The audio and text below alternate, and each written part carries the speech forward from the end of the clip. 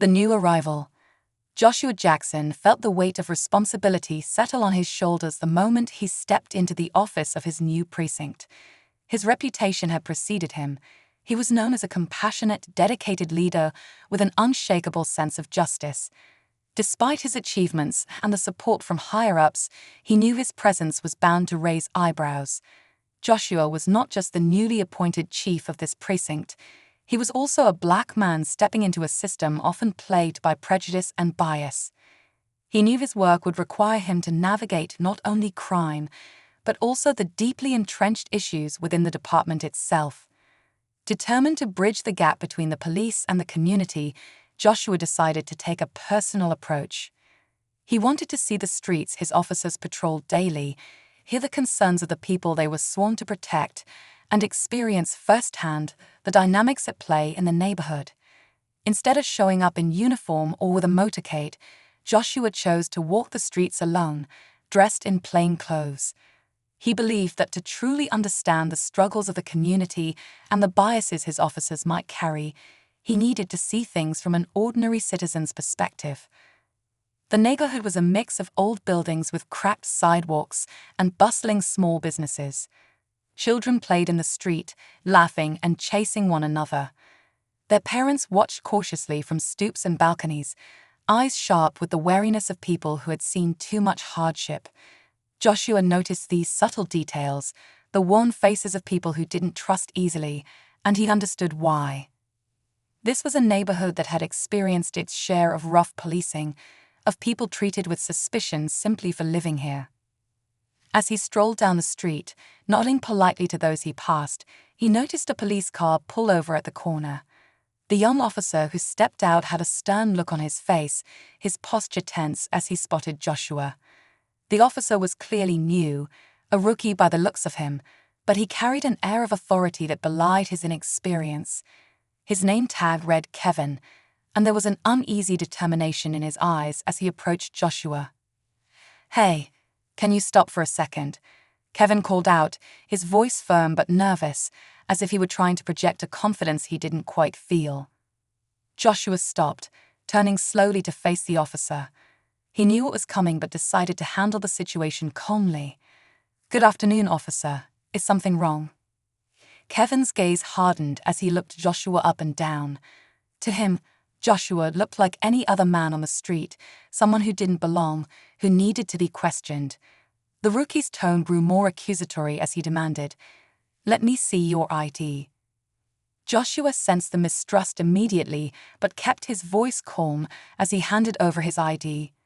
"I'm new to the area, just getting familiar with the neighborhood," he said, hoping to de-escalate any tension. But Kevin was already on edge, his suspicions clouding his judgment. He barely glanced at the ID before returning his gaze to Joshua. "Hands on the hood," he said, reaching for his handcuffs. Joshua's heart quickened as he processed the gravity of the situation. He could see the fear and tension in Kevin's eyes, a young officer caught in the cycle of prejudice that he likely didn't even recognize. Joshua knew he had to remain calm. Any sudden reaction could escalate things dangerously. With a slow, steady breath, he complied, placing his hands on the hood of the nearby car. People started to notice the scene unfolding, their murmurs growing as a small crowd gathered. The sight of a well-dressed black man being handcuffed in the middle of the street was enough to draw attention.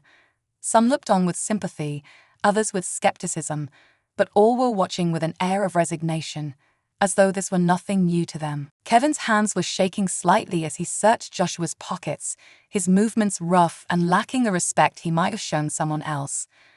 "What's the accusation, officer?" Joshua asked quietly, more to understand the mindset than to challenge him. "Car theft," Kevin said curtly, barely pausing as he continued his search. Joshua felt a pang of disbelief. "I haven't stolen anything," he replied, trying to keep his tone neutral, though inside he felt the sting of humiliation.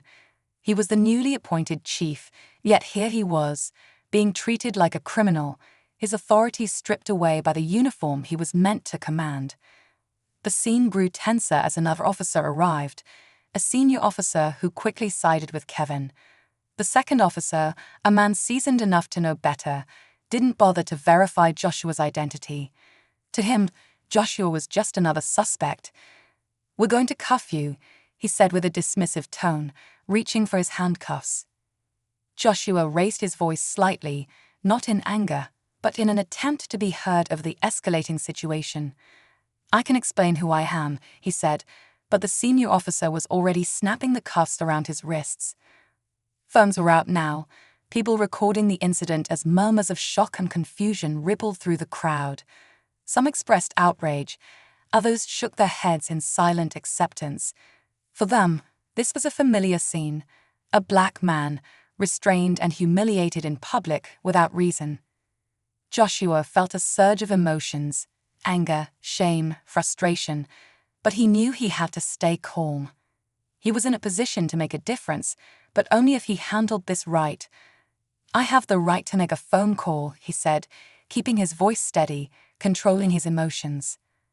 The officers exchanged glances, clearly uncertain but aware of the gathering crowd and the recording devices capturing every moment. After a reluctant nod from the senior officer, they allowed him a phone call. Joshua took a deep breath, his fingers gripping the phone tightly as he dialed his deputy. His voice was calm, but there was an underlying edge of strength. "This is Joshua.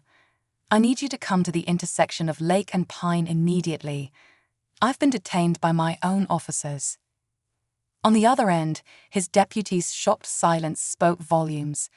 The urgency in Joshua's tone was clear, and without any further questions, the deputy responded, "I'll be there right away." As the minutes ticked by, tension grew. Kevin and his colleague were starting to sense the gravity of their actions, the shift in the atmosphere pressing down on them as they waited. People in the crowd whispered among themselves, some muttering about racial profiling, others speculating about the man's identity. Then, in the distance, the deputy's patrol car screeched to a halt. He jumped out, his eyes widening in shock as he took in the scene, his new chief, handcuffed and humiliated in front of a crowd. His gaze hardened as he approached Kevin and the senior officer, his tone sharp and filled with outrage. "Take the cuffs off him immediately," he commanded, his voice carrying an authority that left no room for argument. Kevin's face paled as realization set in. His hands shook as he fumbled to remove the cuffs from Joshua's wrists. For him and his senior colleague, this was no longer just an embarrassing mistake. It was a career-threatening error. Joshua rubbed his wrists, taking a deep breath to steady himself. He looked at the officers, his gaze calm but intense. "I think we need to have a conversation," he said, his tone carrying a quiet strength that silenced the murmurs around them. "Not just about today, but about the bigger picture." As he walked away, flanked by his deputy, Joshua knew that this was only the beginning. He wasn't here for revenge. He was here to change a system, to make it one where officers like Kevin could understand and overcome their biases, where the community wouldn't have to witness scenes like this. The crowd slowly dispersed, but the story had just begun. Joshua Jackson was determined to lead a transformation, one that would leave an indelible mark on the department and the community it served. A hard look in the mirror. Joshua Jackson sat in his office the next morning, his mind replaying the events of the previous day. The handcuff incident had spread quickly. Whispers and murmurs filled the precinct, and he knew it was only a matter of time before the entire department would be on edge. The experience had left a mark on him, but it was also an opportunity, a harsh reminder of the challenges he had taken on when he agreed to lead this precinct. He looked around his office, the stark walls and practical furnishings offering no comfort or distraction from the weight of his thoughts. This was the place where policies were decided, disciplinary actions were taken, and too often, uncomfortable truths were ignored. He had inherited not only the office, but also the legacy of a department that had fostered a culture of unchecked power and latent prejudice. And he had a choice, to maintain the status quo or to change it, knowing full well that change would come at a price. The precinct's officers began to trickle in for the morning briefing. The air was thick with tension. Everyone knew about what had happened, but avoided eye contact, their silence as loud as any accusation. Joshua sensed the unease, the embarrassment, the defensiveness, each officer dealing with their feelings in their own way. Standing at the front of the room, Joshua waited for the last of the officers to settle. The low murmurs faded, and a tense silence filled the room. Kevin was among them, his face pale, his eyes downcast. His mentor, the senior officer who had seconded his actions without question, stood rigid, his jaw clenched. Joshua cleared his throat. "Yesterday," he began, his voice calm but resolute, "I had an experience that I think is important for us to discuss.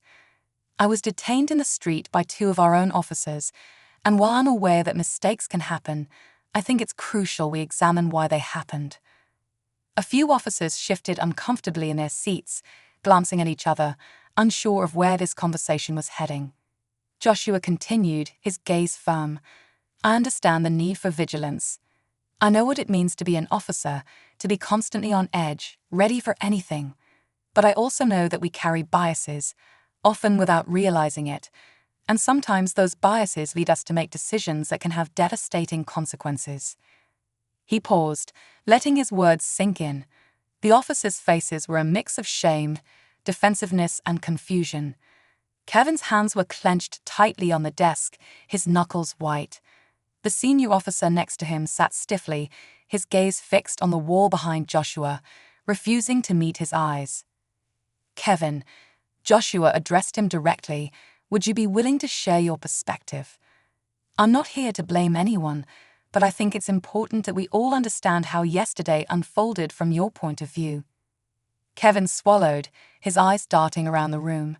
His face was flushed, and he looked as if he wanted to be anywhere but here. But he nodded, his voice hesitant. I thought you were acting suspiciously, sir. I didn't recognize you, and I've been trained to be cautious. I made a mistake." Joshua nodded, his expression neutral, inviting Kevin to continue. Kevin hesitated, glancing at his mentor, who offered no support. Taking a shaky breath, he went on, I thought I was doing the right thing. We're taught to follow protocol, to act quickly, and not second-guess ourselves.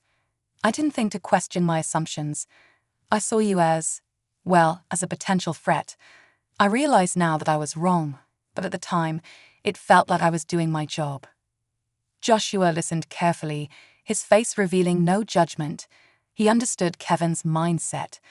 The young officer wasn't acting out of malice. He was following the instincts that had been drilled into him, instincts that had been shaped by a system that often prioritized control over compassion. "Thank you for sharing that, Kevin," Joshua replied, his tone gentle yet firm. "What you said reflects the training and culture we have here. We are taught to act without hesitation, to respond to threats swiftly, but we are not taught enough about recognizing our biases. And that's on us as leaders. We need to change that so we don't keep making the same mistakes." A few officers nodded, visibly relieved to hear Joshua's words, but others shifted uncomfortably, their expressions betraying skepticism or resentment. Change was a challenging concept, especially in a field where routine and tradition often dictated behavior. Joshua then turned to the senior officer who had supported Kevin's actions. "Sergeant Walters," he addressed him, "you were there too. I'd like to hear your thoughts." Sergeant Walters' face hardened, his lips pressing into a thin line. He looked at Joshua, his expression defiant. "Chief, with all due respect, we don't have the luxury of second-guessing ourselves in the field. We're trained to act, not to question every move. In our line of work, hesitation can be dangerous." Joshua respected Walter's experience, but also recognized the rigid mindset that had contributed to the problem. "I understand where you're coming from, Sergeant, but hesitation is not the same as reflection. I'm not suggesting we compromise our safety. I'm suggesting we improve our judgment so that we don't put ourselves in situations where our actions lead to harm or injustice." Walters seemed taken aback by Joshua's response, but he didn't argue further. Instead, he crossed his arms, his expression guarded, as though unwilling to let his walls down. Joshua turned back to the group, his tone softening. I know change isn't easy, but I didn't take on this role to maintain the status quo. I believe we can be better, not just for ourselves, but for the community we serve. Our duty isn't just about enforcing the law, it's about ensuring justice, and sometimes that means challenging our own assumptions. He paused, scanning the room, looking each officer in the eye. I'm implementing new training programs that focus on bias recognition, de-escalation, and community engagement. This isn't a punishment, it's an opportunity for growth. We'll work with specialists, bring in community leaders, and hopefully bridge the gap that currently exists between us and the people we serve. Murmurs rippled through the room as the officers digested his words. The idea of additional training was met with mixed reactions. Some looked curious, others apprehensive. For many, this was a drastic shift from the policing culture they were accustomed to.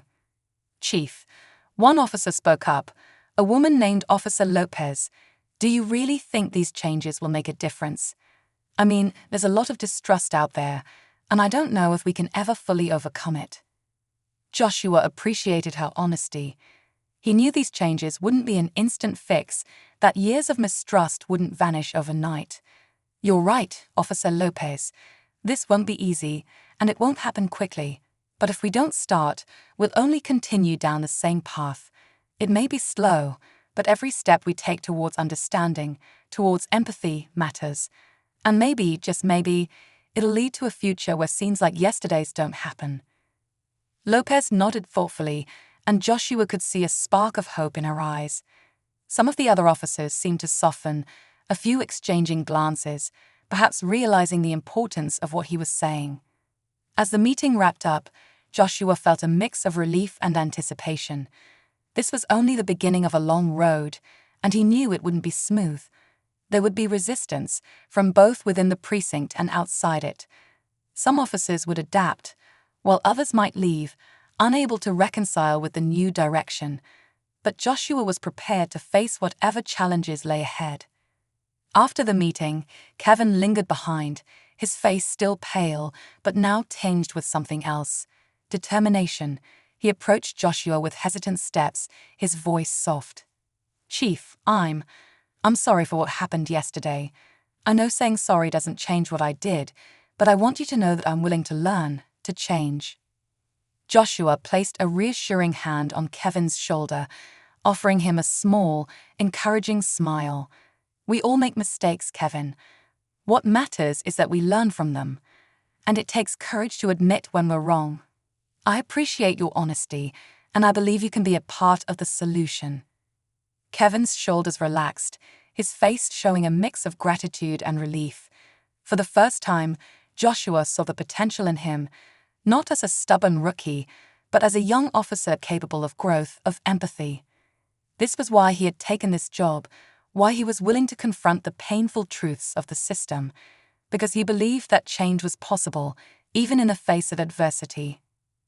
As Kevin left the room, Joshua sat back, feeling the weight of his decisions, but also a renewed sense of purpose. He knew that there would be difficult days ahead, days when he would question if the fight was worth it. But moments like this, seeing the shift in Kevin, sensing the curiosity in Lopez, witnessing the small steps toward understanding, reminded him of the power of resilience and the importance of leading by example. Joshua took a deep breath, his gaze drifting out the window as he prepared for the journey ahead. He wasn't just here to run a precinct. He was here to change it, to build a legacy of justice and empathy that would ripple through the community for years to come. And he was ready for whatever it took. Seeds of change. The sun cast long shadows over the city as Joshua Jackson left his office that evening, feeling the weight of the day settle in his bones.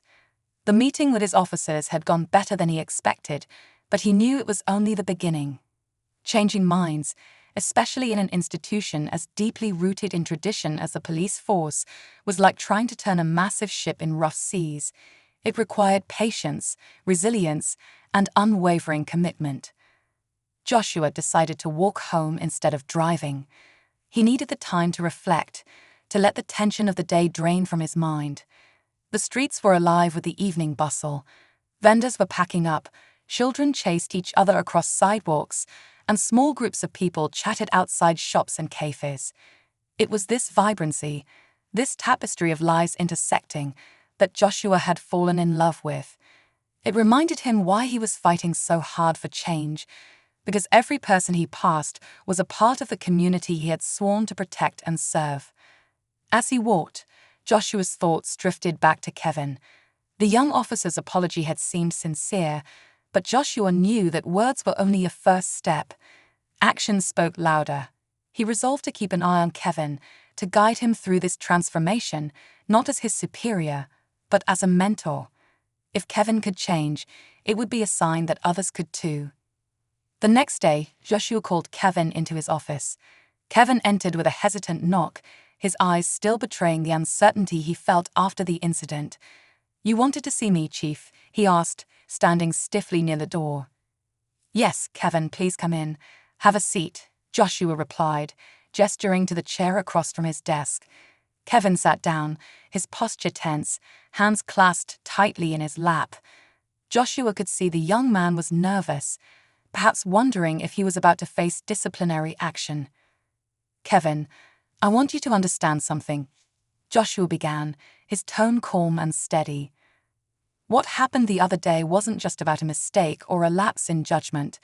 It was a symptom of a larger problem, a problem that affects all of us in this department. Bias, fear, assumptions, these are things we all carry, whether we admit it or not." Kevin looked down, his face flushed with a mix of embarrassment and shame. "I know, sir. I messed up, and I'm truly sorry.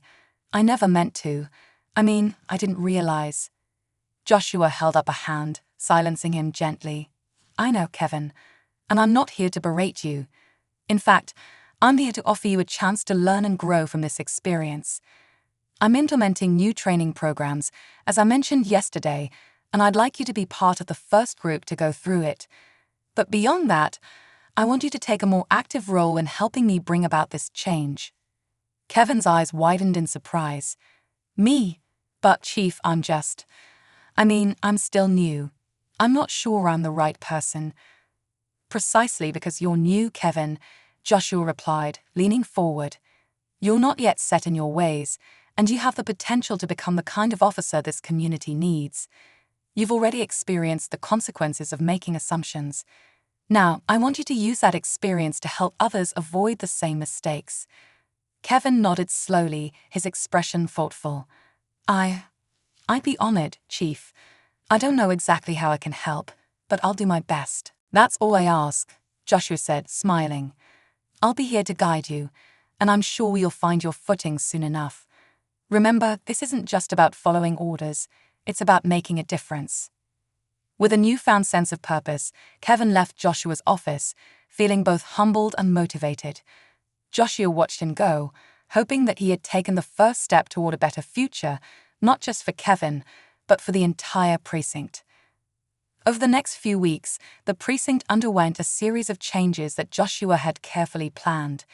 He brought in trainers who specialized in implicit bias, de-escalation techniques, and community engagement.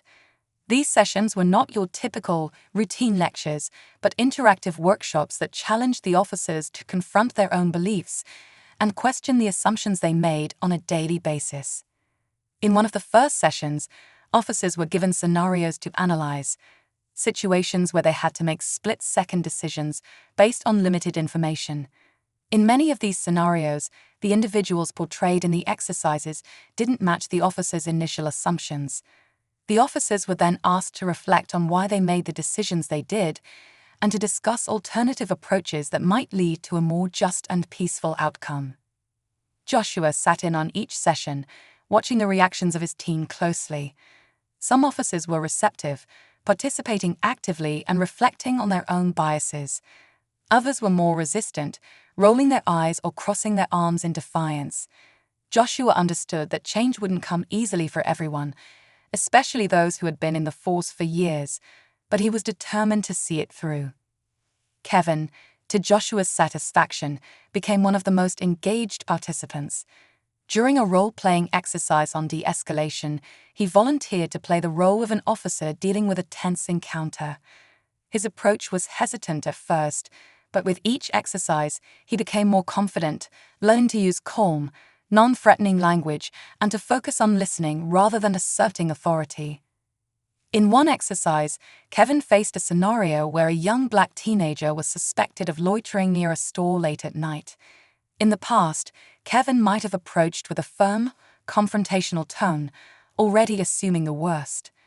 But this time he spoke gently, asking the teen in the scenario if everything was all right and if he needed any help.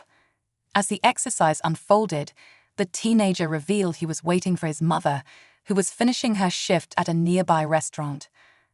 After the exercise, Kevin sat down, visibly moved. He realized how different the outcome could have been if he had approached aggressively. He looked at Joshua, who nodded in silent approval. Kevin understood now, truly understood, that the power of an officer wasn't just in physical authority, but in empathy and restraint. Outside of the training sessions, Joshua worked on building relationships within the community. He organized meet and greet events, inviting locals to come to the precinct, meet the officers, and discuss their concerns in an open forum. He encouraged officers to attend, not in uniform but in plain clothes, to break down the barriers that often separated them from the people they served. At one such event, Joshua met an elderly woman named Mrs. Thompson, who had lived in the neighborhood for decades. She approached him with a cautious smile, her eyes filled with curiosity and a hint of skepticism. "You're the new chief, aren't you?" she asked, looking him up and down. "Yes, ma'am." "Joshua Jackson," he replied, shaking her hand warmly. "I'm trying to bring some changes to the precinct, hopefully for the better." Mrs. Thompson nodded thoughtfully. "Well, we've seen chiefs come and go. They all make promises, but things never really change. I've seen too many young men from this neighborhood dragged out in cuffs, treated like criminals before anyone knows their story." Joshua felt the weight of her words, the years of mistrust that had accumulated between the community and the police. "I understand, Mrs. Thompson. I can't change the past, but I promise you I'm here to listen. I'm here to make sure that every person in this community is treated with respect, regardless of who they are or where they come from." She studied him for a moment, as if trying to determine whether he was truly sincere. Finally, she nodded. "I'll hold you to that, Chief. But know this, you're going to have to work hard to earn our trust." Joshua nodded. "I wouldn't expect it any other way." As the weeks turned into months, Joshua's efforts began to show results. Reports of complaints against officers dropped, and community members began to attend precinct events in greater numbers. Officers were beginning to understand that policing wasn't just about enforcing the law, but about fostering trust and cooperation. They started to greet people on the street, engage in conversations, and make an effort to know the faces and names in the neighborhoods they patrolled. Kevin, who had been a reluctant recruit to Joshua's vision, found himself becoming an advocate for change among his peers. He shared his experiences in the training sessions, talking about how they had shifted his perspective and made him a better officer.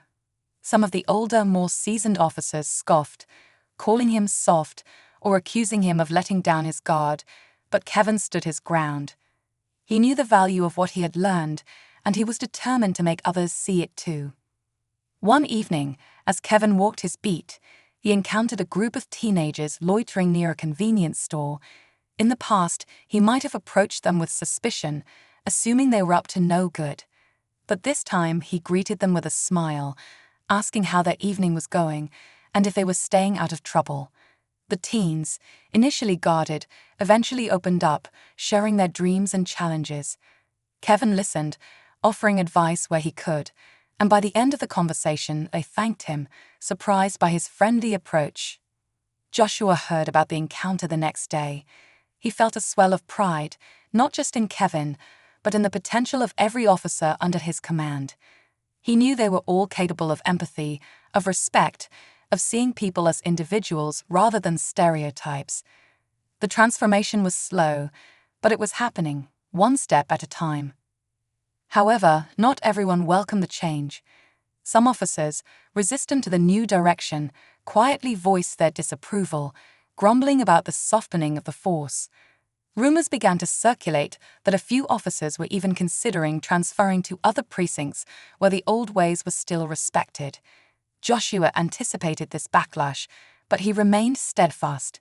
He knew that not everyone would embrace the path he was carving, but he was prepared to face the resistance head-on. For every officer who resisted, there were others who grew inspired. Joshua's vision was taking root, spreading through the precinct like a seedling breaking through concrete. The community was beginning to see the difference, and in time, so would every officer who served under him. As he looked out at the precinct, at the faces of his team, Joshua felt a deep sense of purpose.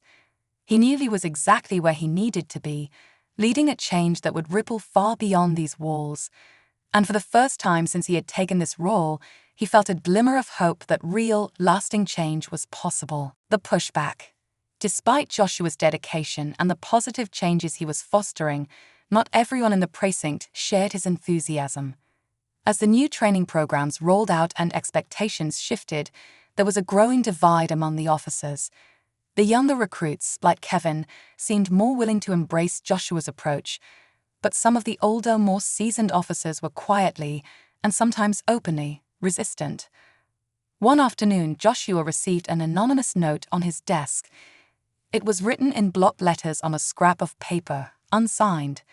"Stop trying to change what doesn't need fixing. You don't belong here." He stared at the note for a long moment, feeling a knot tighten in his stomach.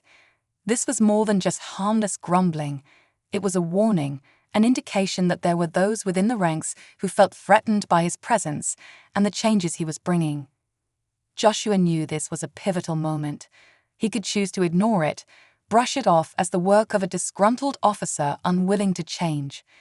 But deep down, he knew he couldn't afford to look the other way. This wasn't just about him. This was about the future of the precinct and the community they served. If he let fear or intimidation sway him, he would be abandoning the very purpose that had brought him here. Later that evening, Joshua called an emergency meeting with his leadership team, a mix of sergeants and lieutenants who oversaw various divisions within the precinct. He knew that addressing the resistance head-on would be risky, but it was a necessary step. "Thank you all for coming on such short notice," Joshua began, scanning the room. He could see the tension etched on the faces of the senior officers, each of them wary of what he might say. He took a deep breath, deciding to be as transparent as possible. "I've received feedback, some positive, some negative, about the changes we're implementing. I want to address it openly because I believe in transparency. Change is never easy, especially in a field as demanding as ours. But I want you all to understand why these changes are necessary." Sergeant Walters, the senior officer who had backed Kevin during the handcuffing incident, leaned back in his chair, crossing his arms. His expression was skeptical, almost defiant. Joshua had expected as much. Walters was one of the most outspoken critics of his approach, and he made no effort to hide his discontent. "Chief, with all due respect, some of us feel that you're focusing too much on the community's needs and not enough on the realities we face as officers. We're on the front lines every day, dealing with dangerous situations. We can't afford to hesitate or second-guess ourselves," Walters said, his tone sharp. Joshua nodded, acknowledging the concern. "I understand where you're coming from, Sergeant, but what I'm asking isn't about hesitation, it's about reflection. There's a difference between being vigilant and being biased. Our job is to protect and serve, but it's also to uphold justice. And justice means treating everyone fairly, regardless of who they are or where they come from." Another officer, Lieutenant Brooks, who had been with the precinct for over 2 decades, cleared his throat. "Chief, we've been doing things a certain way for a long time. It's worked for us, sure, it's not perfect, but we get results. Why fix what isn't broken?" Joshua met his gaze evenly. "Because it is broken, Lieutenant. Maybe it hasn't affected you personally, but there are people in this community who don't trust us, who see us as a threat rather than as protectors. That's not just a perception problem. That's a reality we have to address. And if we don't, we'll continue to face resentment and resistance from the very people we're supposed to serve." There was a murmur of dissent from a few officers, but Joshua held his ground, his voice steady. I understand that these changes feel uncomfortable. I understand that it's challenging to re-examine habits and assumptions that have been ingrained over years. But I didn't take this role to be comfortable. I took it because I believe we can do better. Sergeant Walters spoke up again, his tone edged with frustration. And what about us, Chief? Who's looking out for us? You keep talking about the community, but we're the ones putting our lives on the line every day.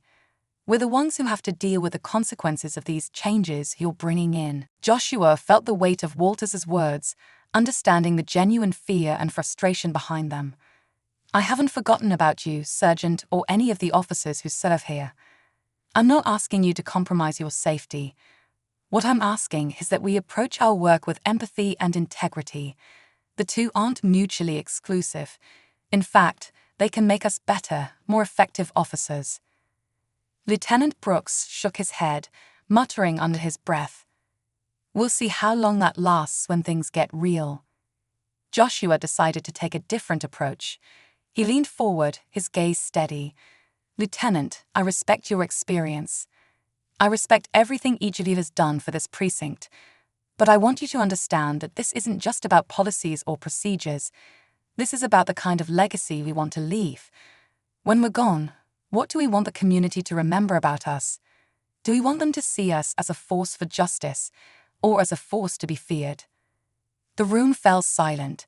Some officers shifted uncomfortably, while others looked thoughtful, considering his words. Walters looked down, his face tight with frustration, but he didn't argue further. Joshua knew that he hadn't won everyone over, but he also knew that he'd planted a seed. Change, after all, wasn't an overnight process. It was a gradual, often painful evolution that required time and persistence. The following week, Joshua's efforts to bridge the gap with the community continued. He organized a neighborhood meeting, inviting residents to share their concerns, ask questions, and get to know the officers who patrolled their streets. It was an informal gathering held in a local community center, a modest building with peeling paint and old wooden benches, but it was filled with people eager to voice their opinions. As the meeting began, Joshua introduced himself and the officers who had volunteered to attend. To his surprise and satisfaction, Kevin had come along, as well as Officer Lopez and a few others who were willing to engage with the community. Joshua started by addressing the crowd, explaining his vision for the precinct and the changes he was trying to implement. He spoke openly about the challenges of policing, about the difficult decisions officers faced every day, but also about the need for empathy and mutual respect. After he finished, a middle-aged man in the front row raised his hand. His expression was skeptical, his posture defensive. Chief, with all due respect, we've heard this kind of talk before. We've had officers promise to treat us fairly, to listen, but nothing ever changes. How do we know this isn't just another empty promise? Joshua looked him in the eye, understanding the distrust, the years of disappointment and disillusionment behind his words. I can't erase the past, sir. I can't undo the experiences you've had. All I can do is commit to being here, to listening, to working with you to make things better. I know it's going to take time, but I'm willing to put in that time if you are. The man regarded him for a long moment, then gave a slow nod. All right.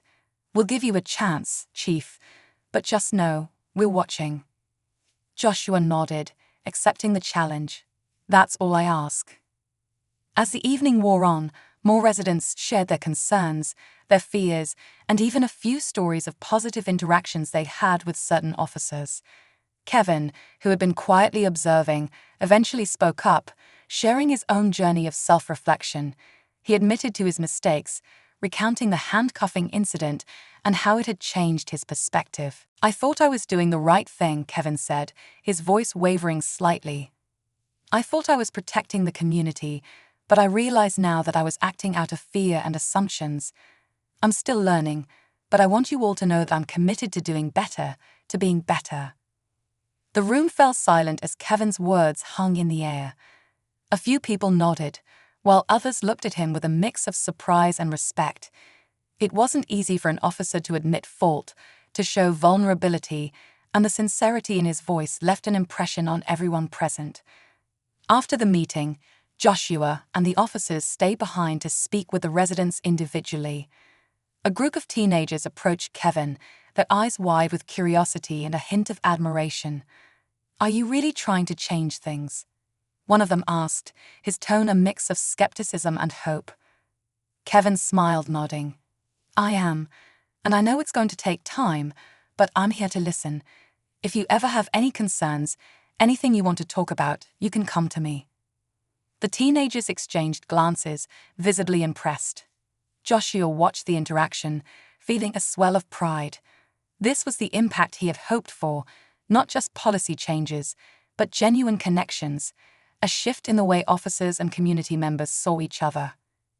Back at the precinct, however, the resistance continued to simmer. Some officers avoided Kevin, seeing him as a sellout for embracing Joshua's approach. Others whispered behind Joshua's back, casting doubt on his leadership and openly challenging his vision. Sergeant Walters, in particular, was vocal about his dissatisfaction, gathering like-minded officers who shared his views. One evening, Joshua overheard Walters speaking to a small group of officers in the break room. "This whole empathy nonsense is going to get us killed," Walters was saying, his tone bitter. "We're supposed to be tough, not soft. If Jackson wants to be a social worker, he should go find a different job." Joshua stepped into the room, his presence immediately silencing the conversation. He met Walters' gaze, his expression calm but firm. "If anyone has concerns about my leadership, I'd appreciate it if you came to me directly," he said, his voice steady. "We're all on the same team, Sergeant, and I'd like to think we can have open and honest conversations without resorting to gossip." Walters' face flushed, but he didn't back down. "With all due respect, Chief, some of us don't agree with your methods. We're here to keep people safe, not to make friends." Joshua nodded, choosing his words carefully. "Safety is our priority, Sergeant, but safety doesn't have to come at the expense of respect. I believe we can achieve both, and I'm willing to work with anyone who's open to that vision. If that's not something you can support, then perhaps you should reconsider your role here." The tension in the room was palpable, but Joshua held Walters' gaze until the sergeant finally looked away, grumbling under his breath. Joshua knew he hadn't won him over, but he also knew that he couldn't compromise his principles to appease dissent. As he left the room, Joshua felt the weight of the opposition pressing down on him, but he reminded himself of why he was here. Change was never easy, especially in a system as resistant to introspection as law enforcement. But he was committed, not just for his own sake, but for every person in the community who deserved to feel safe, respected, and valued. And with every step forward, he felt a renewed determination to keep pushing, to keep fighting, knowing that, one day, his vision would take root and blossom, no matter how much resistance he faced. A test of conviction. Joshua Jackson knew that every change he implemented at the precinct, every lesson he taught his officers, and every bond he built with the community was a step forward. But he also knew that progress was fragile, especially in a place resistant to transformation. He could feel the quiet tension growing among the officers, the way some of them avoided eye contact, the hushed conversations that stopped whenever he entered a room. Yet, he pressed on, believing in his mission, even as he sensed an invisible line forming between those who supported his vision and those who remained loyal to the old ways. His resolve would soon be put to the test in a way he had never anticipated. It happened on a humid Friday night. The precinct was unusually quiet, the calm before the weekend's inevitable uptick in incidents. Joshua had just settled into his office, hoping to get through a pile of paperwork before heading home, when the call came in, a reported robbery in progress at a small grocery store on the edge of the neighborhood. He listened intently as the dispatcher relayed the details, his instincts kicking into high gear. 2 officers were already en route, Kevin, who had been one of Joshua's most promising mentees, and Sergeant Walters, who had remained a vocal critic of Joshua's approach. Joshua felt a pang of concern, knowing that Kevin and Walters couldn't have been a more mismatched pair. Kevin was eager to implement the de-escalation techniques he had learned, while Walters still viewed such methods as a waste of time, a distraction from what he saw as real policing. As the call ended, Joshua stood up, unable to shake the feeling that this incident could either reinforce or fracture everything he'd been working toward. He grabbed his jacket, deciding to head to the scene himself. If his officers were in a tense situation, he wanted to be there, not to take over, but to observe and support, and to make sure that the lessons he had tried to instill were being applied. When Joshua arrived at the scene, he saw the grocery store bathed in the flashing red and blue lights of the patrol cars parked outside. A small crowd had gathered, their faces a mix of curiosity and concern, watching as Kevin and Walters moved toward the store's entrance with cautious steps. He moved closer, maintaining a low profile as he observed. Through the store's large front window, he could see a man standing at the counter, his hands trembling as he held a gun pointed toward the cashier, a young woman who looked no older than 20. The man appeared nervous, his gaze darting around the store as though he were looking for an escape route. Kevin took a step forward, his hands raised slightly, his voice calm and steady. "Sir, we're here to help. I know you're scared, but let's talk this through. No one has to get hurt tonight." Joshua felt a swell of pride, watching Kevin apply the training he had absorbed over the past months. His tone was empathetic, non-threatening, a stark contrast to the aggressive postures Joshua had seen in similar situations before he'd taken over the precinct. But Walters had a different approach. He moved in close behind Kevin, his voice hard and commanding. "Put the gun down now," he barked, his hand resting on the holster at his hip. His stance was tense, confrontational, radiating an intensity that seemed to heighten the suspect's anxiety. The man inside the store shifted nervously, his grip on the gun tightening as he glanced between Kevin and Walters, caught between two conflicting energies. Joshua could see the fear in his eyes, the way he recoiled slightly at Walters' words. This was a man on the edge, someone who could easily be pushed into making a tragic mistake. Kevin turned slightly, giving Walters a meaningful look, trying to signal him to back down, to let him handle it. But Walters either didn't notice or chose to ignore him. "I said put it down," he repeated, his voice even louder this time. Joshua felt his heart pounding as he watched the scene unfold, his worst fears materializing before him. This was the precise moment he had trained his officers for, a situation that required careful handling, empathy, and patience. But Walters' aggressive approach was only adding fuel to the fire, escalating the tension rather than diffusing it. Joshua took a step forward, prepared to intervene, when he saw Kevin make a decisive move. He raised his hands even higher, his voice calm but firm. "Sir, listen to me. My name is Officer Kevin. I understand things might feel out of control, but I promise we can work this out.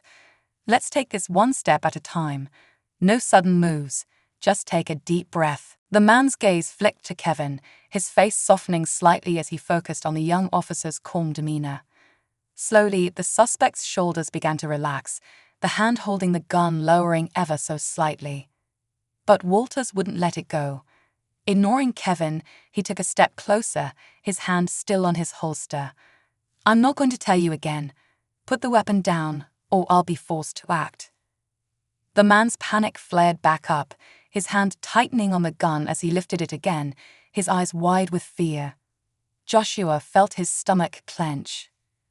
Walters' words had reignited the tension, undoing all the progress Kevin had made. He could see Kevin's frustration, the way his jaw tightened as he glanced back at Walters, but Kevin kept his voice calm, refusing to let the situation spiral out of control. "Sir," Kevin said softly, focusing on the man once more. "Ignore him. Look at me. I'm here to help. Just take a deep breath. That's it. We're all here to make sure everyone goes home safe tonight, okay?" The man hesitated, his gaze darting between the officers, and then slowly he began to lower the gun again, his hands shaking as he placed it on the counter. Joshua let out a breath he hadn't realized he was holding. Kevin had done it. He'd managed to de-escalate the situation despite Walters' interference. The moment the gun was down, Walters surged forward, grabbing the man's arm and twisting it behind his back as he pushed him to the floor. "Stay down," Walters barked, his knee pressing into the suspect's back. "Easy, Walters," Kevin said, his voice edged with a hint of frustration.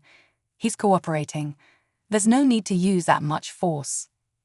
Walters shot Kevin a scathing look. "This is how you handle a suspect, rookie. Maybe if you spent less time talking and more time doing your job, you'd understand that." Joshua clenched his fists, fighting the urge to step in and reprimand Walters on the spot. But he knew this wasn't the time or place. The man was being taken into custody, and any confrontation between his officers needed to happen away from the public eye. Still, he made a mental note to address this with Walters later, knowing that this incident was only going to deepen the rift between them. As the suspect was led away in handcuffs, Joshua approached Kevin, placing a hand on his shoulder. "You did well tonight, Kevin. You kept calm, and you handled it exactly as we've trained." Kevin nodded, a hint of pride in his eyes, though his expression was tinged with frustration. "Thanks, Chief. But Walters, he almost made it worse. He kept pushing when we were so close to resolving it peacefully." Joshua sighed, understanding Kevin's frustration all too well. "I know, I saw it too. Walters, he's struggling to adapt to these new methods. Change isn't easy for everyone, and some officers feel that the old ways are the only ways." Kevin looked down, his expression conflicted. "I don't get it, Chief. Don't they see that this way works? We could have avoided a tragedy tonight, but Walters, he almost undid everything." Joshua nodded, feeling the weight of Kevin's words. "You're right, and that's something I'll need to address with him. But I want you to know that you did everything right tonight. You proved that de-escalation isn't just a theory, it's a real, practical approach that can save lives. And that's the kind of policing this community needs." Kevin's shoulders relaxed slightly, his face brightening with a renewed sense of purpose. "Thanks, Chief. I'll keep doing my best." As Kevin walked back to his patrol car, Joshua felt a surge of pride mixed with a gnawing sense of unease. Kevin's actions had been exemplary, but Walters' behavior was a reminder of the resistance that still simmered within the precinct. It was one thing to implement new training programs and hold workshops. It was another to change the mindset of officers who were deeply rooted in an outdated, confrontational approach. The next day, Joshua called Walters into his office, determined to address the previous night's incident directly. Walters entered, his posture defensive, arms crossed over his chest as he took a seat. "Sergeant Walters," Joshua began, his tone firm, "I want to discuss last night's incident at the grocery store. I observed the way you handled the situation and, frankly, I'm concerned." Walters' jaw tightened, his eyes narrowing. "With all due respect, Chief, I did what needed to be done. That suspect was armed. He could have hurt someone." Joshua nodded. "I don't disagree with you about the danger, but Kevin was handling the situation well. He had established a rapport with the suspect and was in the process of de-escalating. Your approach was undermining that progress." Walters shook his head, clearly unimpressed. "De-escalation? Chief, that's fine for textbooks, but in the real world, people respond to authority. You start talking softly, trying to understand them, and they'll walk all over you. Kevin's lucky that guy didn't turn on him the moment he showed weakness." Joshua took a deep breath, choosing his words carefully. "What you see as weakness, I see as strength, Walters. Kevin managed to defuse a dangerous situation without anyone getting hurt. That's the kind of outcome we should be aiming for. Yes, it's different from the traditional approach, but times are changing, and so must we." Walters scoffed.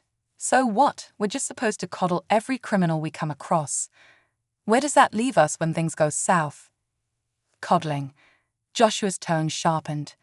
"This isn't about coddling, Walters. It's about respecting human life. Our job is to protect and serve, not to intimidate and escalate. You may not agree with this approach, but as long as you're under my command, I expect you to follow it." The tension between them was palpable, the air thick with unspoken resentment. Walters stared at Joshua for a long moment, then looked away, his expression hardening. "With all due respect, Chief, I think you're making a mistake," Walters muttered, his voice barely above a whisper. "These people, they don't respect us. They only respond to strength." Joshua met his gaze, unflinching. "Strength isn't about domination, Walters. True strength is knowing when to use restraint. That's the kind of leadership I expect in this precinct. If you can't align with that, maybe it's time for you to consider other options." Walters stood up, his face flushed with anger. Without another word, he turned and stormed out of Joshua's office, leaving a tense silence in his wake. Joshua exhaled, feeling a mixture of frustration and sadness. He knew that this confrontation was inevitable, that change would never come without resistance, but he also knew that he couldn't compromise his principles. He had come here to make a difference, to build a legacy of empathy and justice, and no amount of pushback would sway him from that path. As Joshua sat alone in his office, he thought of the community outside, of people like Mrs. Thompson and the teenagers who had spoken to Kevin. He thought of Kevin's courage and the quiet strength he'd shown in diffusing a potentially deadly situation. This journey was far from over, and he knew that more challenges lay ahead. But he also knew that, with every step forward, he was building a future where trust, compassion, and justice would be the foundation of policing. And he would face whatever opposition came his way, knowing that his conviction was unshakable, his purpose clear. The ripple effect. In the weeks following the tense encounter at the grocery store, Joshua Jackson felt the shift in the air at the precinct. The divide between officers had become more apparent, and conversations in the halls were more cautious, more guarded. The tension simmered just beneath the surface, especially among those officers who were skeptical of Joshua's reforms. But amid the strain, there were also glimmers of hope, small moments where change seemed not only possible but inevitable. One of those moments came when Officer Kevin received a thank you note from the young woman who had been held at gunpoint during the grocery store incident. She wrote about how his calm demeanor had helped her feel safe in the middle of a terrifying situation, and how grateful she was that he had treated the suspect like a human being, rather than escalating the situation with violence. She ended the note by saying, "If all officers were like you, I feel proud to live in this city." When Kevin showed the letter to Joshua, his face glowed with pride. Joshua felt a surge of validation. This was what he'd been fighting for, a future where officers were seen not as enforcers of authority, but as protectors and allies of the people they served. Encouraged, Joshua continued his work, pressing forward with his vision for a new kind of policing. However, as his influence grew, so did the resistance. Sergeant Walters, in particular, became more vocal in his opposition, often meeting with like-minded officers after hours. Joshua was aware of the informal gatherings, but chose not to interfere. He believed that everyone was entitled to their opinions, as long as they fulfilled their duties with integrity. But soon the grumbling turned into something more insidious. One evening, as Joshua was finishing up a late shift, he received an urgent call from Officer Lopez. She sounded shaken. "Chief, I think you should come down to the warehouse on 5th Avenue. I think you should see this for yourself." Alarmed, Joshua left immediately, wondering what could have happened. Lopez rarely sounded rattled. When he arrived, he saw a group of his officers standing in a circle, their expressions a mix of disbelief and anger. Lopez waved him over, her face pale. "What's going on?" Joshua asked, his heart pounding. Lopez led him through the small crowd, and as they reached the center, Joshua saw the source of the commotion. Someone had defaced one of the police department's storage trucks. In bold, angry letters, spray-painted across the side of the vehicle, were the words, "Traitor."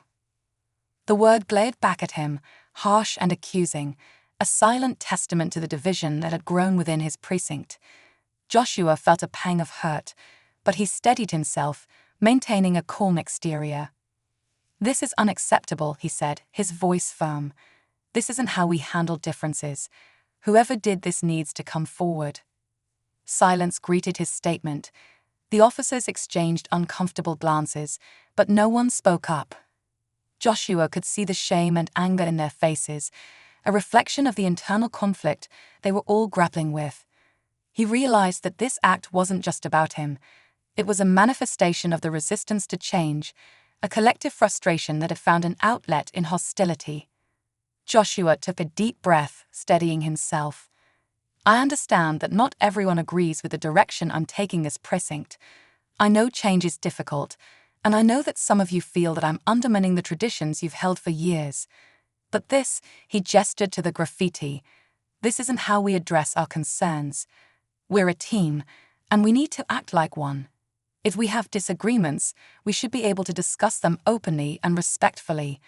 This kind of behavior only divides us further." The officers looked down, some shifting uncomfortably, others avoiding his gaze entirely.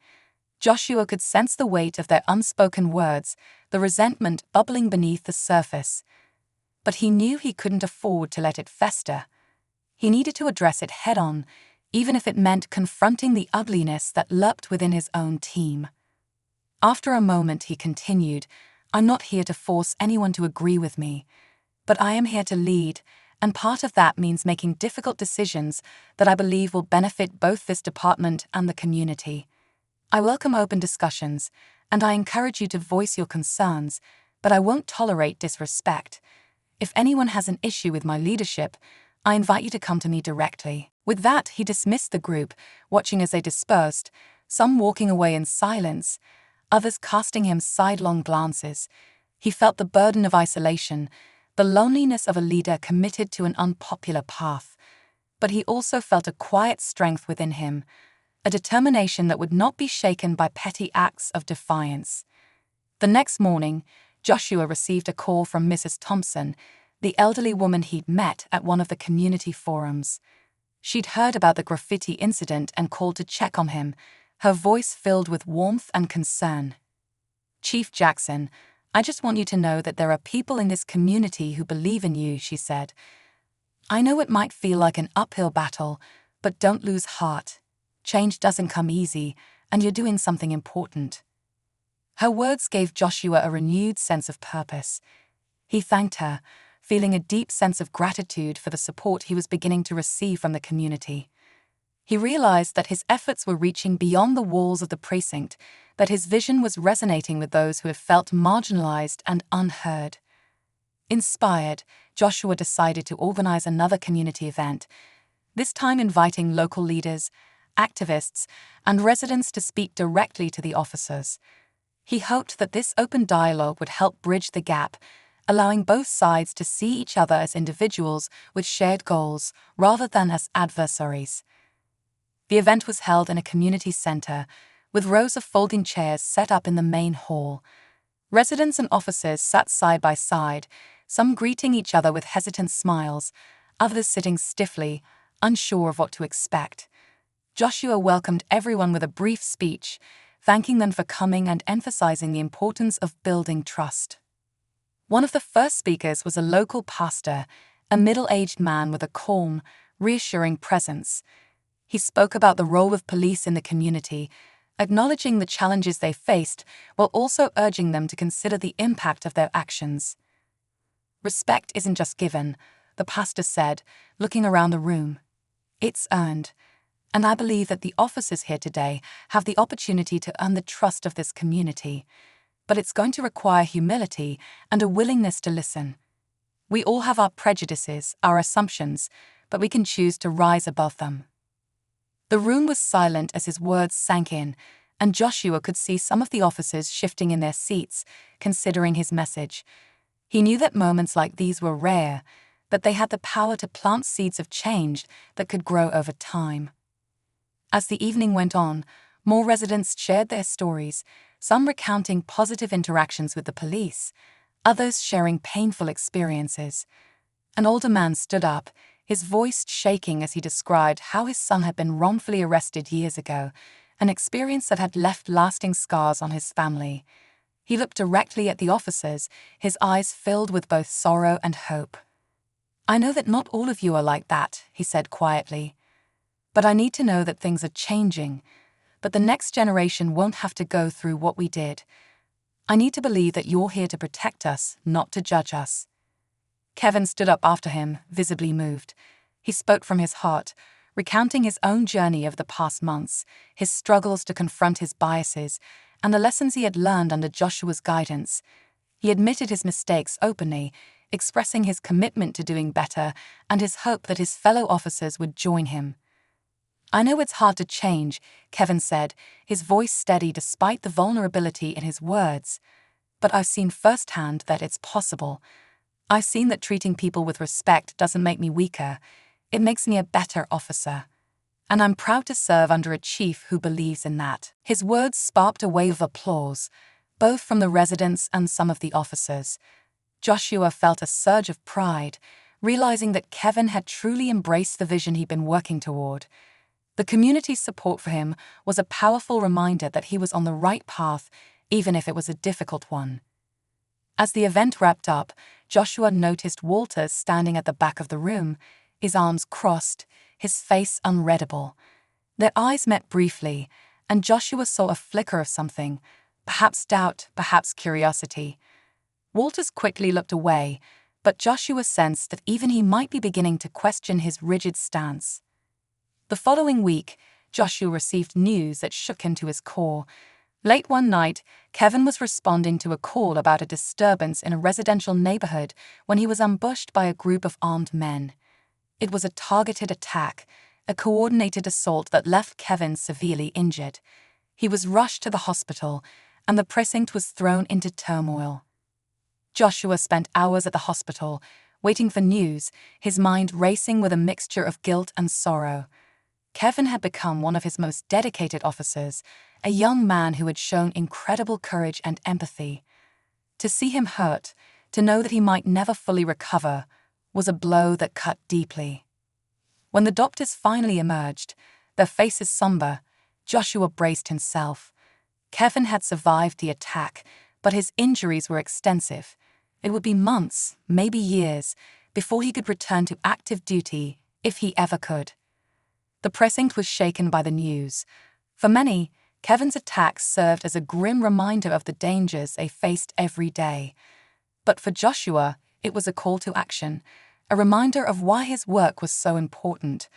He saw the way Kevin's fellow officers rallied around him, visiting him in the hospital, expressing their admiration for his bravery.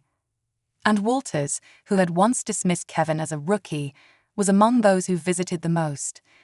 He spent hours at Kevin's bedside, speaking quietly with him, his demeanor softened, his tone filled with a respect that Joshua had never seen before.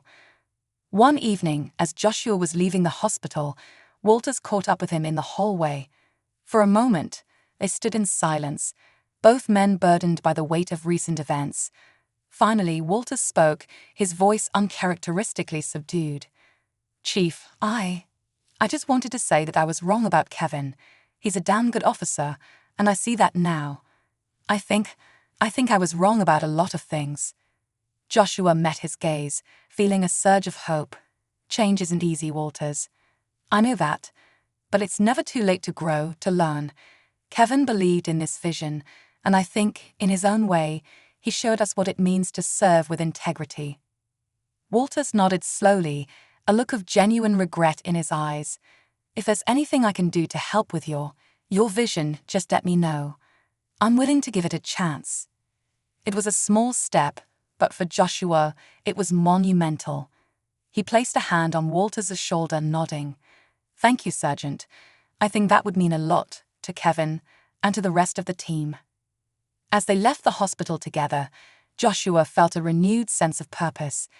He knew that there would still be challenges, that resistance would persist, but he also knew that change was possible.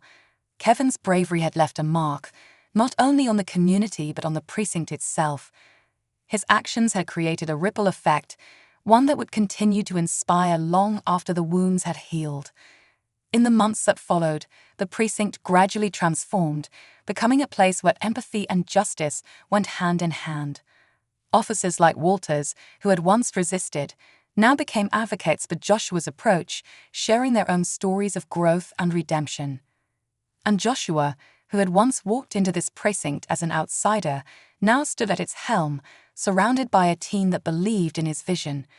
The path had been long and fraught with obstacles, but as he looked at the faces of his officers and the people they served, he knew that the journey had been worth it. He had created a legacy, not of power or fear, but of compassion, integrity, and a commitment to serve with honor. And in the end, that was the greatest victory of all.